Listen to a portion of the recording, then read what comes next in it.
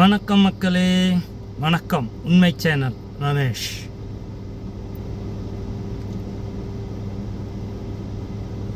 அதாவது எல்லா யூடியூபருக்கும்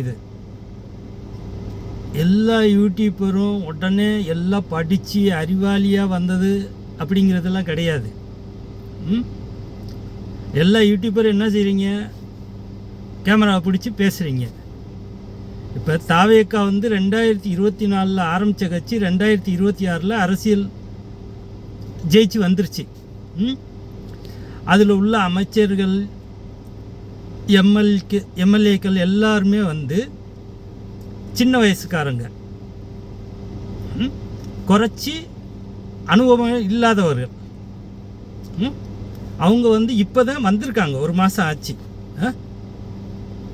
அவங்க ஒரு எந்தெந்த அவங்க அவங்க துறையை படித்து நல்லபடியாக அதுக்கப்புறம்தான் அவங்களால ஒரு கருத்து சொல்ல முடியும். இப்போ தான் வந்திருக்காங்க. அவங்க ஒரு சிறு சிறு பிழைகள் வரலாம், அவங்க பேசும்போது பிழைகள். அது மூத்த அரசியல்வாதிக்கே அந்த பிழைகள் வருது. உடனே அதை ட்ரோல் பண்ணி இந்த பேசுகிறாரு தாவேக்காரங்க, தற்குறி அமைச்சர், தற்கொலை எம்எல்ஏ, இதெல்லாம் என்ன பழக்கம் உங்களுக்கு? ஒரு அரசு இயங்குதுன்னா அது எவ்வளோ கஷ்டம் தெரியுமா? ஒரு அரசு நடத்துறது எல்லாருக்கும் தெரியும். அந்த மூத்த அரசியல்வாதிகளுக்கு எல்லாருக்கும் தெரியும், அந்த பெரிய 2 கட்சிக்காரங்களுக்கும் தெரியும். அவங்களே சமயத்தில் ஒரு 100 பேர் சேனல்காரங்க நிற்கிறம்போது திணறாங்க. இப்போ புதிதாக வந்தவர்களுக்கு என்ன முடியும்? 100 பேர் நின்றுட்டு 100 பேர் 100 கேள்வி கேட்குறாங்க. அப்போ அவங்க பதில் சொல்ல திணறாங்க. அதில் தவறுதலாகவும் ஆயிடுது. உடனே அதை நீங்கள் எல்லாம் யூடியூபர் எல்லாம் சேர்ந்து ட்ரோல் பண்ணுறீங்க. இது எதுக்கு? அவங்க தவறுதலாக பேசிட்டாங்க. அவங்க அடுத்தடுத்து அதை திருத்தி கொண்டு நல்லபடியாக வருவாங்க, நல்ல சிறப்பான ஆட்சியை கொடுப்பாங்க. அந்த நம்பிக்கையோடு நம்ம எல்லோரும் செயல்படுவோமே. ஒருத்தவருக்கு வாய்ப்பு கொடுத்துட்டாங்க, மக்கள் கொடுத்த வாய்ப்பு அது.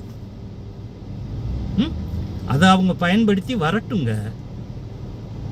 எல்லாருக்கும் எல்லா துறையும் பற்றி தெரிஞ்சுக்கிறட்டும்.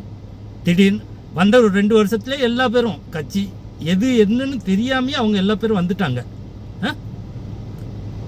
அவங்க முதல்ல தெரிஞ்சுக்கிறட்டுங்க. உடனே பண்ணுறீங்க, தற்குறிங்கிறீங்க, அதுங்கிறீங்க, இதுங்கிறீங்க. எல்லாரும் என்ன 50 வருஷம் 60 வருஷம் இருந்த அரசியல்வாதிக்குமே ஒரு 100 பேருக்கு கேள்வி கேட்கல, அவங்களுக்குமே திணறத்தையும் செய்யுது. அப்போ அவங்க என்ன செய்யலாம், ஒருத்தராக இருந்து கேளுங்க அப்படின்னு சொல்கிறாங்க. அவங்க சொன்னால் கேட்டுக்கிறாங்க. இவங்க எல்லாம் சின்ன ஆளுகள்ல. அப்போ அவங்களுக்கு ஒரு வாய்ப்பு கொடுங்க. அவங்க ஏதாவது தவறுதலாக பேசுனாங்கன்னா அதை சொல்லி காட்டுங்க. உடனே 13 அமைச்சர்கள்ங்கிறீங்க, அப்படிங்கிறீங்க, இப்படிங்கிறீங்க. நீங்கள் உங்களுக்கு சப்ஸ்கிரைபர் கூடணுங்கிறதுக்காக எதுக்கு இந்த மாரி அலிம்ப பண்ணுறீங்க? நியாயமாக நடந்து நியாயமாக பிழைக்கணும், அந்த வழியை பாருங்கள். எல்லாத்தையும் கிண்டல் இடித்து பிழைக்கணுங்கிறது இதெல்லாம் ஒரு பொழப்பா?